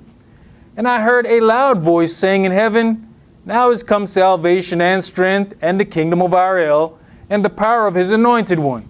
For the accuser of our brethren is cast down, which accused them before our Elohim day and night. Right. You find out that when somebody entertains a spirit, they do the same thing that spirit does. The adversary, is a great accuser. Look and notice all of the accusations that keep coming, and you understand which person is entertaining what spirit. Go ahead. And they overcame him by the blood of the Lamb and by the word of their testimony, and they loved not their lives unto the death. Therefore rejoice, you heavens, and you that dwell in them. Woe to the inhabitants of the earth and of the sea, for the devil is come down unto you, having great anger, because he knows that he has but a short time. Right. When you have an entity that is that powerful, but also understanding that he's about to go through a great period of judgment, that is going to be a very tumultuous time. Because now we know that when it gets down to the wire, this is when the big plays come out. When it come down to the championship game, you get some plays that you ain't pulled out all year. Now, they look like some other plays that you done ran all year. But you ain't never ran these. You got to pull out those. Well, here, that's the situation we got with the adversary. Because he know the clock then starts ticking. So the little things that we are accustomed to of him coming at us, you can go and throw that out the window. Because he coming much better than that. Go ahead. And when the dragon saw that he was cast onto the earth, he persecuted the woman which brought forth the man-child. And to the woman were given 2 wings of a great eagle, that she might fly into the wilderness, into her place, where she is nourished for a time and times and half a time. So this is what the adversary does, is he persecutes the woman that brought forth the man-child. And the spirit of that adversary does that spiritually and physically. Go ahead. From the face of the serpent. And the serpent cast out of his mouth water as a flood after the woman, that he might cause her to be carried away of the flood. And the earth helped the woman, and the earth opened her mouth and swallowed up the flood which the dragon cast out of his mouth. And the dragon was angry with the woman, and went to make war with the remnant of her seed, which keep the commandments of Elohim, and have the testimony of Yahshua HaMashiach. Now, that's something that we have to look at. The dragon makes war with the seed of the woman. The dragon, being angry with the woman, destroys her good name by sowing discord among the people concerning her. He also wars against the woman and her seed by removing resources from the woman and her seed. This is something we have to deal with naturally and spiritually. Let's go to Exodus chapter 22.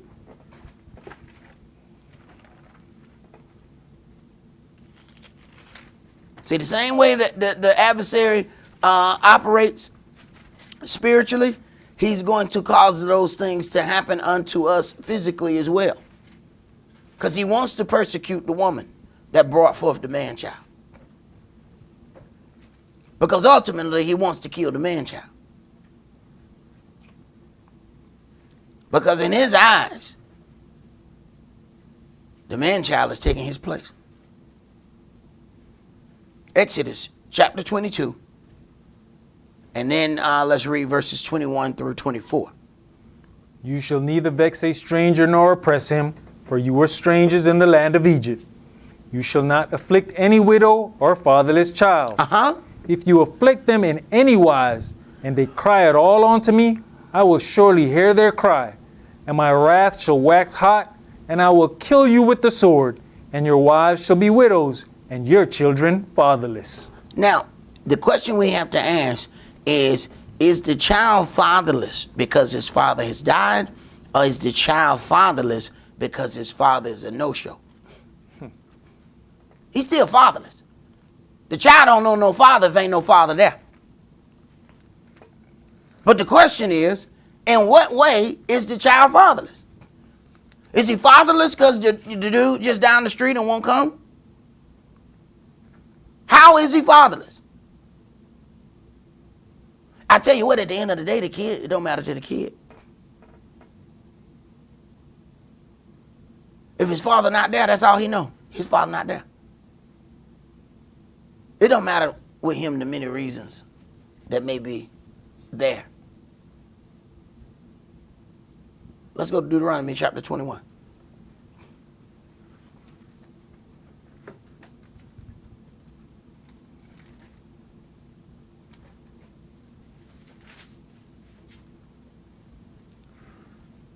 Deuteronomy chapter 21.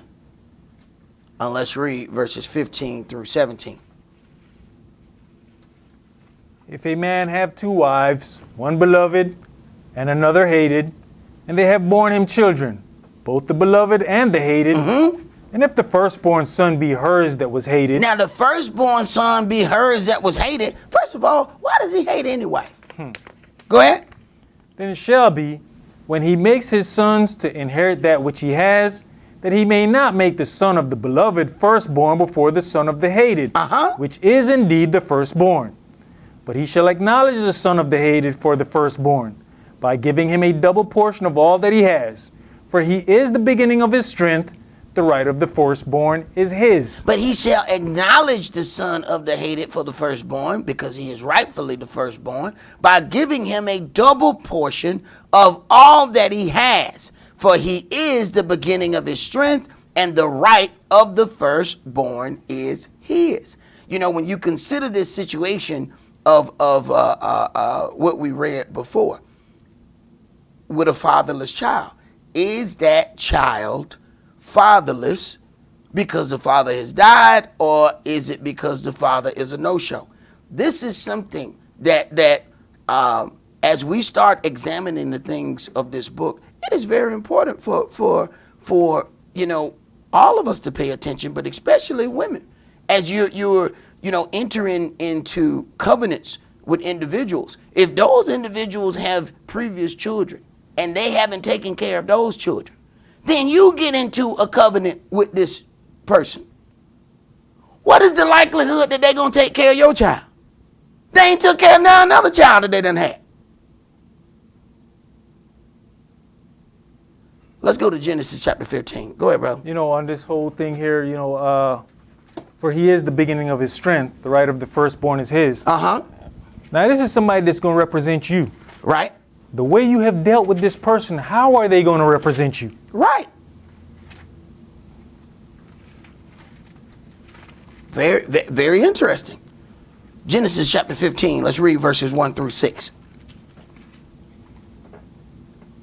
At the end of every 7 years, you shall make a release. Where you at? Genesis. Genesis. I'm in Deuteronomy.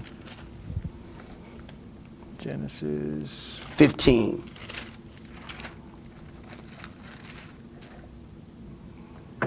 After these things, the word of Yahweh came on to Abram in a vision, saying, Fear not, Abram, I am your shield, and your exceeding great reward. And Abram said, Adonai Elohim, what will you give me, seeing I go childless, and the steward of my house is this Eliezer of Damascus? And Abram said, Behold, to me you have given no seed, and lo, one born in my house is mine heir. Mm-hmm. And behold, the word of Yahweh came on to him, saying, This shall not be your heir. Now, it says, and Abram said, Behold, to me you have given no seed, and lo, one born in my house is mine heir. All right? Verse 4, and behold, the word of Yahweh came unto him, saying, you know, in some of these situations, you have to think, what was the pause in between one verse and the other? Like, how long did it take for the other part of that to show up? You know, we're reading it back to back. But what happened if that was like 6 years later? Do we even consider that? Go ahead. But he that shall come forth out of your own bowels shall be your heir. And he brought him forth abroad, and said, Look now toward heaven, and tell the stars, if you be able to number them. And he said unto him, So shall your seed be. Mm-hmm. And he believed in Yahweh, and he counted to him for righteousness. Believing in Yahweh was counted unto him for righteousness, just because he believed. Go to chapter 16, and let's start there at verse 1. Now Sarai, Abram's wife, bare him no children, and she had an handmaid, an Egyptian, whose name was Hagar. Now, Yahweh said, out of your own bowels you shall have this child. So now it appears that they are attempting to make this happen by their own understanding. Go ahead. And Sarai said unto Abram, Behold now, Yahweh has restrained me from bearing. I pray you, go in unto my handmaid. It may be that I may obtain children by her. And Abram hearkened to the voice of Sarai. Who? And who? Abram. Abram. Okay. And Sarai, Abram's wife, took Hagar her maid, the Egyptian, after Abram had dwelt 10 years in the land of Canaan, and gave her to her husband Abram to be his wife. And he went in unto Hagar, and she conceived, and when she saw that she had conceived, her mistress was despised in her eyes. So now that she now has a child, she has now flipped the script on the first wife. Go ahead. Not only a child, a man child. Uh-huh. So now she said, I'm the goose that laid the golden egg.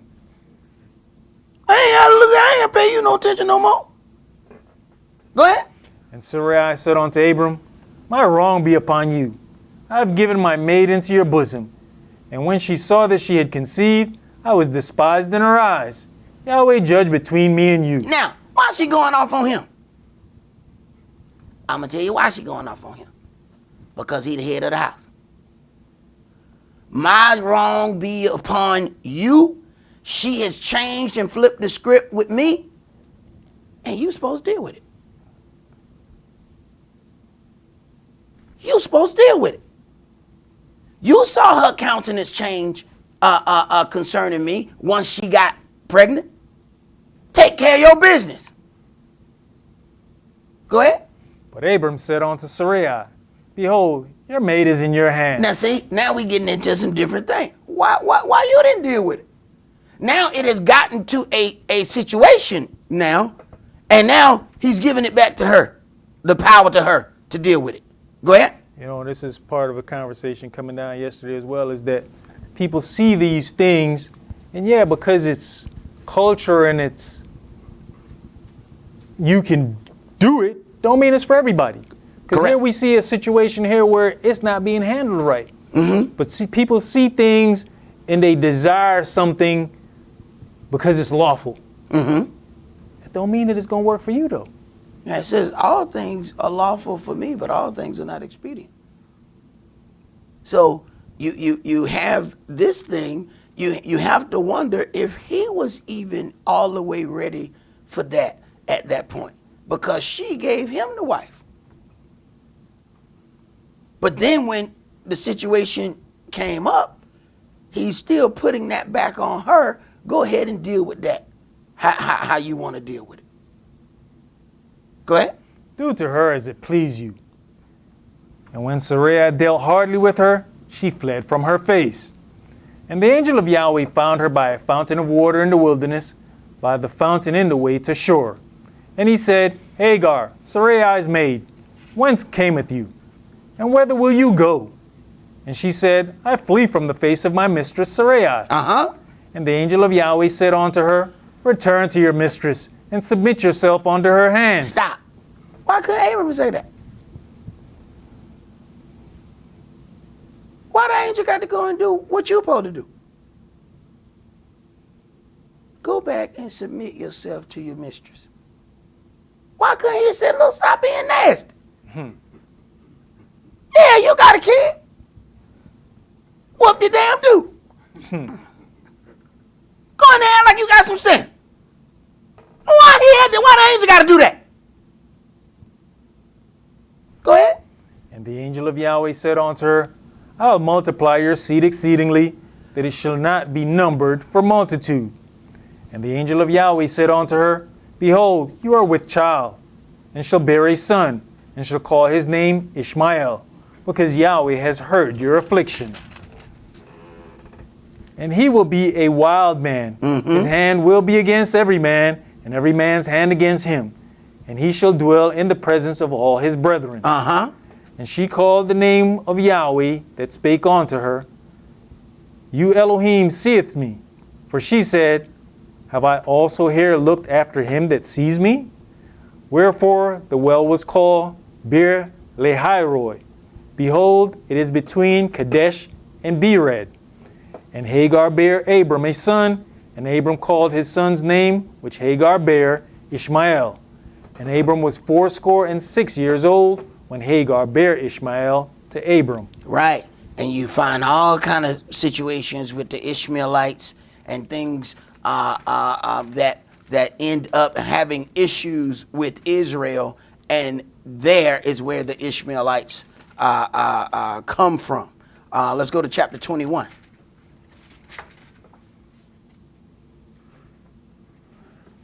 Chapter 21, and let's start that at verse 1. And Yahweh visited Sarah as he had said, and Yahweh did unto Sarah as he had spoken. So now, this is not Sarai, this is Sarah. Go ahead. For Sarah conceived, and bare Abraham a son in his She old age. bare a son to Abraham, not Abram. Go ahead. At the set time of which Elohim had spoken to him. And Abraham called the name of his son that was born unto him, whom Sarah bare to him, Esaac. And Abraham circumcised his son Esaac, being 8 days old, as Elohim had commanded him. And Abraham was 100 years old when his son Esaac was born unto him. So this is some time after Ishmael, has been born. So we're talking, he's a young man, at this point. Ishmael is. So those things was said unto him, you're going to bear these children. So then they didn't ask any questions at that point. So now you have Ishmael and Isaac. Now, go ahead. And Sarah said, Elohim has made me to laugh, so that all that hear will laugh with me. And she said, who would have said unto Abraham that Sarah would have given children suck? For I have borne him a son in his old age. And none of them believed that was possible. Go ahead. And the child grew and was weaned. And Abraham made a great feast the same day that Esau was weaned. And Sarah saw the son of Hagar, the Egyptian, which she had borne unto Abraham, mocking. Now, he was mocking. But where did he receive that kind of indignation from? We're talking about an Egyptian and an Israelite. And we don't even realize what's all happening right here. Go ahead. Wherefore she said unto Abraham, cast out this bondwoman and her son, for the son of this bondwoman shall not be heir with my son, even with Esau. And the thing was very grievous in Abraham's sight because of his son. And Elohim said unto Abraham, let it not be grievous in your sight because of the lad and because of your bondwoman. In all that Sarah has said unto you, hearken unto her voice, for in Esau shall your seed be called. Now, that seems harsh. But Yahweh is separating the heir of promise from the physical heirs. See, we have, this is where like a sister in this word could get burned. She see that a brother has had kids before they got into the word, and then you of course believe that that individual has turned over a new leaf and they get into this word. Understand this, Ishmael daddy is Abram. Isaac's daddy is Abraham. So Isaac is the spiritual firstborn, not Ishmael. The spiritual firstborn gets the double portion. See, we come in this word, we get in this water, and we begin again, and we forget we done made all them covenants with Yahweh. Them covenants don't get erased because you had a change of heart. Go ahead.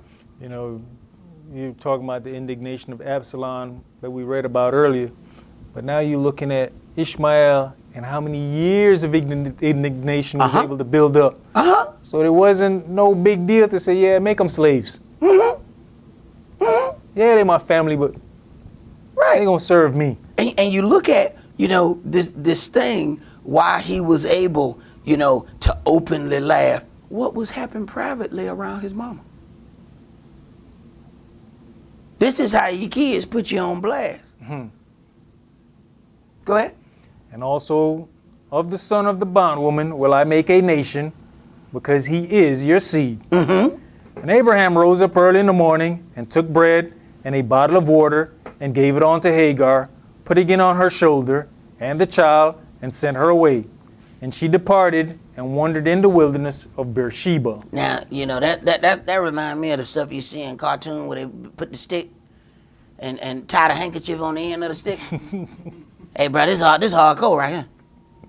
Yahweh is not something to play with.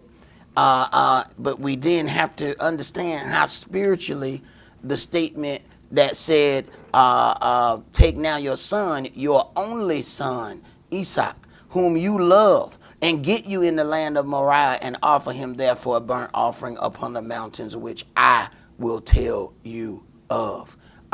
you understand then where Yahweh was counting that from the point of that rebirth of him becoming Abraham.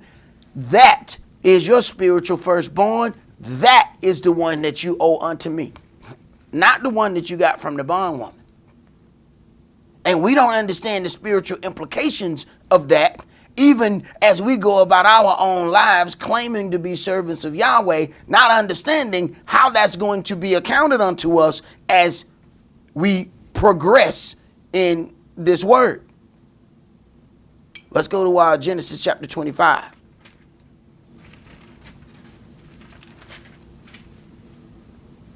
Genesis 25, and let's read verses 1 through 10.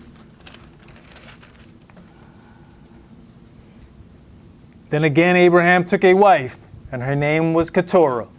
And she bare him Zimran, and Yokshan, and Medan, and Midian, and Ishbak, and Shua. And Yokshan begot Sheba and Dedan. And the sons of Dedan were Esarhim, and Lushim, and Lumamim. And the sons of Midian, Ephah, and Epher, and Hanok, and Abida, and Eladah. All these were the children of Keturah. So then when you look as Moshe then dealt with a Midianite woman, understand, and the sons of Midian are the descendants of Abraham through Keturah. So this is where you have those Midianites. So this is where, people like to merge, and they say, for they was angry with, Moshe for he had married an Egyptian. And they don't understand genealogy or back up in the book. They merged them two together. The Ethiopian is not a Midianite. Mm-hmm. That's a different woman. They have a different seed. But you can listen to folk talk and see how, because their doctrine does not want to deal with those two wives. So they have to merge them two into one. They have to make the Midianite an Egyptian. How you going to make a Midianite an Egyptian? Midianite is a descendant of Abraham. An Egyptian or a Ethiopian is a descendant of Ham. Two totally different seeds. Go ahead. In the whole situation, even with Yosef, you saw their protection there somewhat, because wasn't it the Midianites and the Ishmaelites that had a hand in his whole? Yes. Yes. Go ahead, bro. Verse 5. And Abraham gave all that he had unto Esau. But unto the sons of the concubines which Abraham had, Abraham gave gifts and sent them away from Esau his son, while he yet lived, eastward onto the east country. Right. So then Yahweh is helping establish who gets the bulk of the inheritance. It is starting at the child that was born by promise. The one that was born after the name change. Go ahead. And these are the days of the years of Abraham's life which he lived, 160 years. Then Abraham gave up the ghost and died in a good old age, an old man and full of years, and was gathered to his people. And his sons Esau and Ishmael Now buried check him. that out. Ishmael's still in the picture.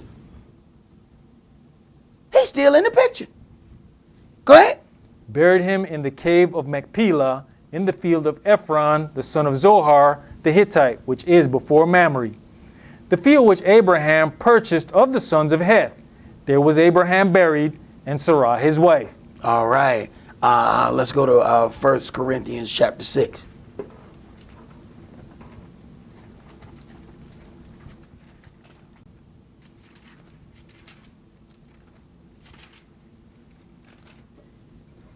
First Corinthians chapter 6, and we're going to read verses 1 through 11.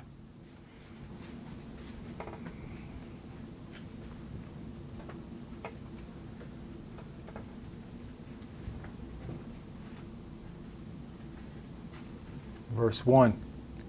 Dare any of you, having a matter against another, go to law before the unjust and not before the saints? Do you not know that the saints shall judge the world? And if the world shall be judged by you, are you unworthy to judge the smallest matters? Today, all the inheritance matters end up going to court. You end up stuck in probate and dealing with all of those things when the children of Israel could just do their business and keep the state out of their business. Go ahead. Know you not that we shall judge angels? How much more things that pertain to this life? But when you play around and deal with things the wrong way, you get the state in your business. And once you get them in, you ain't going to get them out. Go ahead. If then you have judgments of things pertaining to this life, set them to judge who are least esteemed in the church. I speak to your shame. Is it so that there's not a wise man among you? No, not one that shall be able to judge between his brethren? We don't want the church to have any of our information. Matter of fact, we'll say, hey man, you're giving me unsolicited information. I don't want to hear no instruction or no nothing. Except when something then and they end up in court, then they want to go back and talk to the church. Now you had an opportunity to talk to the church before that thing proceeded and got into a court of law. You had open opportunity. You bypassed that opportunity. You can't go and rewind and going back and get it. Go ahead. But brother goes to law with brother, and that before the unbelievers. Now therefore there is utterly a fault among you, because you go to law one with another. Why do you not rather take wrong? Why do you not rather suffer yourselves to be defrauded? No, not us. We're not going to take no loss. Now we can make other people have a loss, but we're not going to take one. Go ahead. No, you do wrong and defraud, and that's your brethren. Know you not that the unrighteous shall not inherit the kingdom of Elohim? Be not deceived. Neither fornicators, nor idolaters, nor adulterers, nor effeminate, nor abusers of themselves with mankind, nor thieves, nor covetous, nor drunkards, nor revelers, nor extortioners shall inherit the kingdom of Elohim. And such were some of you, but you are washed, but you are sanctified, but you are justified in the name of the Adonai Yahshua and by the Spirit of our Elohim. All things are lawful unto me, but all things are not expedient. All things are lawful for me, but I will not be brought under the power of any. Right. Let's go to Luke chapter 12 and let us hear the conclusion of this matter. Luke chapter 12.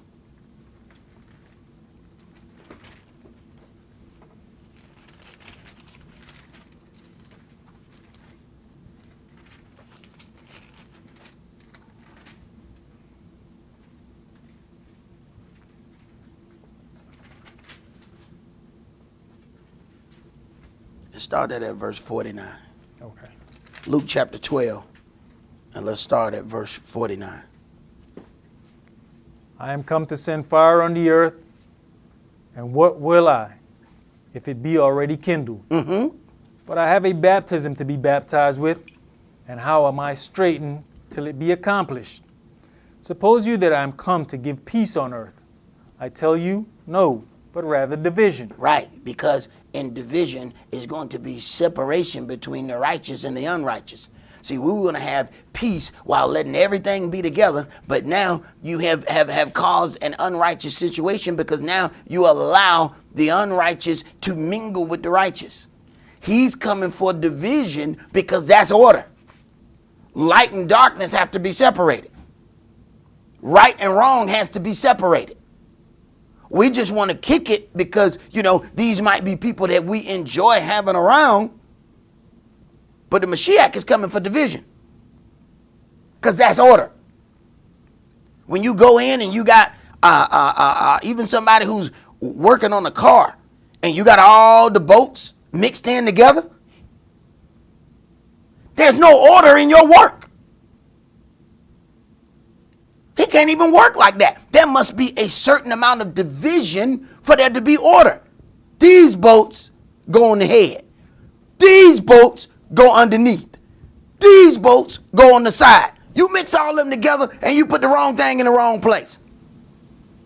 We don't see division as order and righteous. So when we think about togetherness, we think that must be love.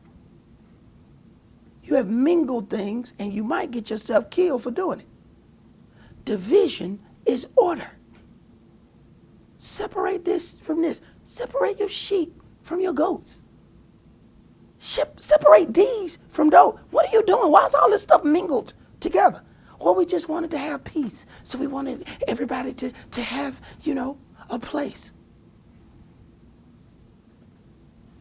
Go ahead. For from henceforth there shall be 5 in one house divided, 3 against 2, and 2 against 3. And what does that? Doctrine. See, you got some entertaining this spirit because they hang over here. You got others reading out of this, so they're entertaining this spirit. Sooner or later, them spirits clash. This is why when you watch that animal kingdom, at every point, the big lion got to send the young lion, he got to go. Man, it's been bad. You look good and strong. Good. You're going to need that to catch you some wildebeest. Get the hell on. Time to go. Because we got two different things going on here. It's time for you to start your own pride. Because right now, what you're doing is bothering my pride right here. See, everything over here I'm responsible for. But there's a different mindset that keep coming in every time you come back to this bush. So I'm going to need you to stay wherever that bush is that you going and getting that from. I need you to stay over there in that bush. And it happens in everything and every dynamic of the animal kingdom. It's the same thing. Sometimes I just sit there and just watch it for hours. But this is interesting. They're going to let this go on for a little bit, and they're finna take care of this business. Us, we're supposed to be the most intelligent of his creatures. And we do the dumbest stuff. It is utterly amazing. Every animal follows that order. Once it gets to a certain point, it's time. Except us. Go ahead, brother. When you look at verse 52, there's no neutral person in this situation. Good point. But that's what we think peace is. Neutrality. No. What you have become is lukewarm. You don't even exist. Left exists, right exists. Middle, you're just something that we both step on going across to the other side. Go ahead. Verse 53. The father shall be divided against the son, and the son against the father, the mother against the daughter, and the daughter against the mother-in-law against her daughter-in-law, and the daughter-in-law against her mother-in-law. And he expects it. Why? Because you're supposed to stand up for what's right and honorable according to this word. So if you are moving to have all this togetherness, what word are you throwing aside so you can have that? What concepts are you not going to deal with so you can have peace? Go ahead. I just wanted to point out also, when you see this whole scenario, it don't say the father against the mother. Mm-hmm. It becomes the parents against the children. Mm-hmm. And the children against the parents. Mm-hmm. Right. And he said also to the people, when you see a cloud rise out of the west, straightway you say, there comes a shower. And so it is. And you know what, bro? In the animal kingdom, you don't see that either. Right. Go ahead. And when you see the south wind blow, you say, there shall be heat, and it comes to pass. You hypocrites, you can discern the face of the sky and of the earth. But how is it that you do not discern this time? Yea, and why even of yourselves judge you not what is right? When you go with your adversary to the magistrate, as you are in the way, give diligence that you may be delivered from him. Right. When you have that opportunity to agree with your adversary, you have this, you're in a court proceeding, you have these situations. It would be better for you to go ahead and get that out of the way, because the longer it drags out, the more it's going to cost you. Go ahead. lest he hale you to the judge, and the judge deliver you to the officer, and the officer cast you into prison. I tell you, you shall not depart thence till you have paid the very last mite. Until you pay the very last penny, you not coming out. And things doesn't have to always be that way, but because pride and a haughty spirit always go before a fall and destruction, we continue to push back until there's nothing left to push, and then we want to submit. Your submission means nothing once you've been pushed to the point of there's no more strength left in you. It only means something when you submit before you are completely depleted. Otherwise, your submission won't even be accounted unto you for righteousness. What happened when Pharaoh wanted to change? Yahweh wouldn't let him. Yeah, go tell him to do such and such. All right, but I'm going to turn his heart. I ain't going to let him. Wait a minute, why you going to send me to tell the man to do this, but then you ain't going to let the man do it? No, because at this point, he only doing it so I can get off of him. No, he doesn't enjoy the delicacy of ruling over my people with rigor for quite some time. No, I ain't letting him get out this easy. So no, I ain't letting him repent. And come back tomorrow, I'm going to tell you something else. No, Yahweh dragging that thing out. And that's what he does. Why? Because that's what we do. We drag it out. There are so many points where we could have just repented and something would have completely ended. But we drag it out. So he watches how we deal with it. And he deals with us the exact way we dealt with the situation. No. I'm going to drag this out. The same way you drug it out. You could have repented here, here, and here. I left roadways for each one of these situations. Now, I'm going to drag it out just like you drug it out. When the children of Israel say, oh, our kids, something might happen to our kids. Yahweh said, all right, bet that. That's what you say?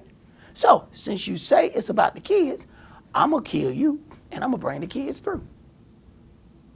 Each way, he deals with us according to how we're dealing.